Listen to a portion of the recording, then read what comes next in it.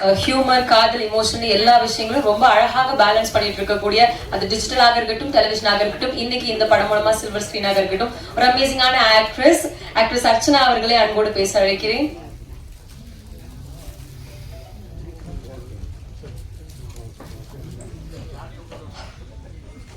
வந்திருக்கிற எல்லாருக்கும் வணக்கம். இங்க வந்ததுக்கு ரொம்பவே நன்றி. இது என்னோட 3வது படம். இதுக்கு முன்னாடி என்னோட debut film Morgan last year release ஆச்சு. நான் ஃபர்ஸ்ட் டெலிவிஷன்ல இருந்தேன், அதுக்கப்புறமா டிஜிட்டல் அண்ட் இப்போ சில்வர் ஸ்கிரீன்ஸ். 10 வருஷத்தோடைய ஜேர்னில நிறைய பேர் நடிக்கிறதுக்கான வாய்ப்பு கேட்டு வெளியில நிக்கிறாங்க. அவங்களெல்லாம் உன்னால நடிக்க முடியும், உங்ககிட்ட இந்த பொட்டன்ஷியல் இருக்கு, வந்து இந்த ரோலை நீ அழகா பண்ணுவேன்னு நம்பி வாய்ப்பு கொடுத்த இது வரைக்கும் கொடுத்துட்டு இருக்கிற எல்லா டைரக்டர்ஸ்க்கும் நன்றி.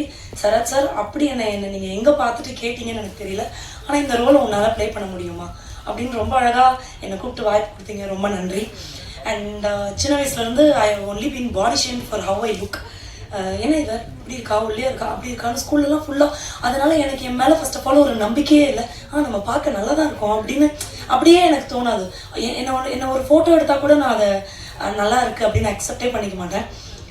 அது எனக்கு இப்போ வரைக்கும் கொஞ்சம் கொஞ்சம் அந்த விஷயம் இருந்துட்டே இருக்கு. ஒரு ஃப்ரேம்லயும் என்ன ரொம்ப அழகா பியூட்டிஃபுல்லா காமிச்சிட்டு இங்க வாயேன் இதை பாரு அப்படின்னு என்ன சதீஷ் சார் கூப்பிட்டு காட்டுவாரு. காட்டும் போது நானா இது அப்படின்னு அவ்வளோ சூப்பரா ஃபீல் ஆகும் சார். எனக்கு ரொம்ப ரொம்ப தேங்க்ஸ்.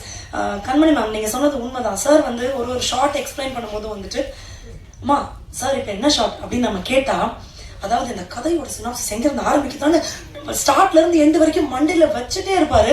அப்பவே எனக்கு புரிஞ்சது, ஓகே எந்த அளவுக்கு ஒரு கதை வந்து அந்த டைரக்டருடைய ஆழ் மனசுல இருந்து அவர் எழுதியிருக்காருன்னா அதை ஒரு தடவையும் அதை எங்கெல்லாம் சான்ஸ் கிடைக்குதோ அதை அவர் சொல்லுவார், அதை புரிய வைக்க ட்ரை பண்ணுவாரு. சார் எனக்கு புரியுது சார். இப்பதான் நிறைய பேர் சொல்லி எனக்கு தெரியும், ஒரு 23 years ஆஃப் ஜேர்னினா அது சும்மா கிடையாது சார். எனக்கு வாய்ப்பு கொடுத்ததுல அதுல ரொம்ப ரொம்ப நன்றி.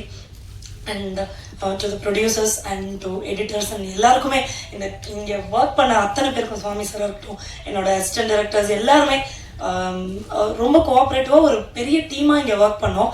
எல்லாருக்குமே ரொம்ப ரொம்ப தேங்க்ஸ். அண்ட் முக்கியமாக என்னோட கோ ஆக்டர்ஸ் குரு சார் கூடயும் அனுமா கூடயும் நடிக்கும் போது குரு சாரை வந்து ஓரமாக உட்காந்து அப்சர்வ் பண்ணிகிட்டே இருக்கலாம். அவர் நடிக்கும் போது அவர் என்ன நடிக்கிறாருன்னு ஃபர்ஸ்ட் எனக்கு புரியாது. அவர் சொன்ன மாதிரி தான் உண்மையா.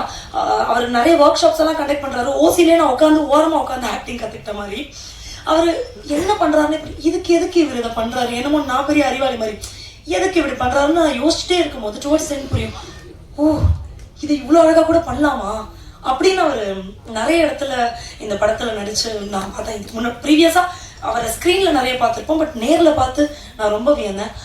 அனுமா கூட மேம் நீங்க உண்மைதான் சொன்னீங்க, உண்மையா அவங்க கண்ணே நடிச்சிடும். அவங்க கூட ஒரு காம்பினேஷன் சீன் எனக்கு இருக்கும் இதுல. அவங்க சிரிச்சா நான் சிரிப்பேன், அவங்க அழுகிற மாதிரி ஒரு கண்ணு வச்சுட்டாங்கன்னா எனக்கு டக்குன்னு அழுக வந்துடும். அந்த சீனை அவ்வளவு சீக்கிரத்துல முடிக்க முடியுமான்னு எங்களுக்கு தெரியல. Within 2 to 3 hours we finished that because she was that. அவங்க கூட எனக்கு நடிக்கிறதுக்கான ஒரு ஆப்பர்ச்சுனிட்டி கிடைச்சதே நான் மிகப்பெரிய விஷயமா பாக்குறேன். ஆல்சோ என் கூட என்னோட பேரா நடிச்ச Vijay Vishwa, you very cooperative, thank you. Nayana கூடயும் சாய்விக்கு கூடயும் எனக்கு எந்த காம்பினேஷனும் இல்லை, பட் இப்பதான் அந்த சாங் எல்லாம் பார்த்தேன், ரொம்ப அழகா இருந்தீங்க, ரொம்ப பியூட்டிஃபுல்லா இருந்தது விஷுவல்ஸாகவும். வாயமூடி சும்மா இருடா பாட்டெல்லாம் வந்து நான் ஸ்கூல் படிக்கும் போது நான் காதலை கேட்டு வைப் பண்ணிட்டு இருந்த ஒரு பாட்டு அது. அந்த பாட்டை போட்ட ஒரு மியூசிக் டைரக்டருடைய ஒரு படத்துல நான் நடிக்கிறேன். நான் நடிச்ச படத்துக்கு நீங்க மியூசிக் பண்ணல, நீங்க மியூசிக் போட்ட படத்துல எனக்கு ஒரு வாய்ப்பு கிடைச்சதுன்னு நினைக்கும் போதே வாவ் செமையா இருக்குல்ல, okay it's a good growth ஒன்லினோ அப்படின்னு நான் நினைக்கிறேன். சார் மியூசிக் ரொம்ப அழகா இருக்கு, நன்றி. எனக்கு ஆடவே வரலனாலும் என்னை நிக்க வச்சு காலை உடைச்சு ஆடு, உன்னால முடியும், இந்த ஸ்டெப்பு தான், இதை சார் கொஞ்சம் மாத்தி கொடுங்களேன் மாஸ்டர்னு கேட்டாலும் இதுதான் இதை உன்னால பண்ண முடியும்னு என்னை ஆட வச்சதுக்கு நன்றி மாஸ்டர். அப்புறம் எங்க கூட ஒர்க் பண்ண எல்லாருக்குமே ரொம்ப ரொம்ப நன்றி. பாரிஸ் கஃபே ரொம்ப அழகான ஸ்டோரி.